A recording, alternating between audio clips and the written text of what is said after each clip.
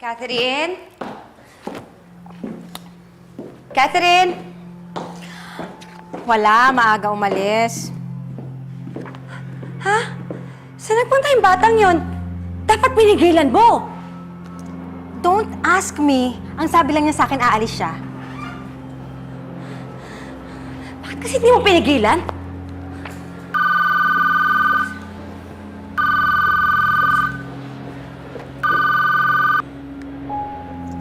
Hello?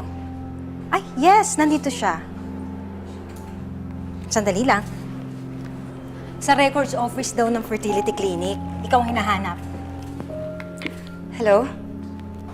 Inform ko lang po kayo na may nagpunta dito para tingnan ng records nyo. Sino daw? Anak nyo daw po, Catherine Mercado. Si Catherine. Oo, anak ko nga siya.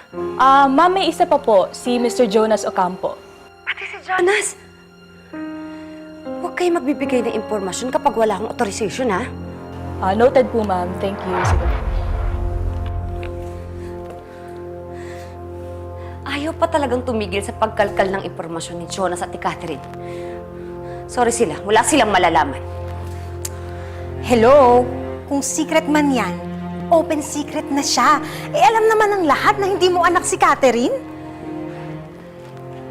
Kailangan mo ba ulit-ulitin ang obvious? Ang hindi nila pwedeng malaman kung saan kinuha ni Wanda ang Excel.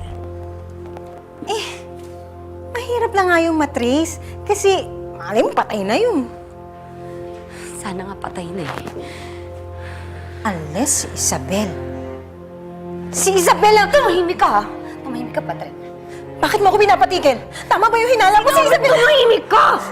Sabi ko na nga ba eh. Si Isabel yung... Ano ba? Tumahimik ka na!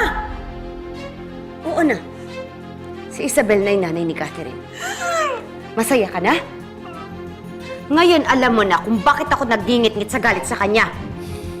Dahil hindi pa tapos ang bangungot ko. Bumalik pa rin. Kaya kahit ikamatay ko pa, wala silang malalamang sekreto.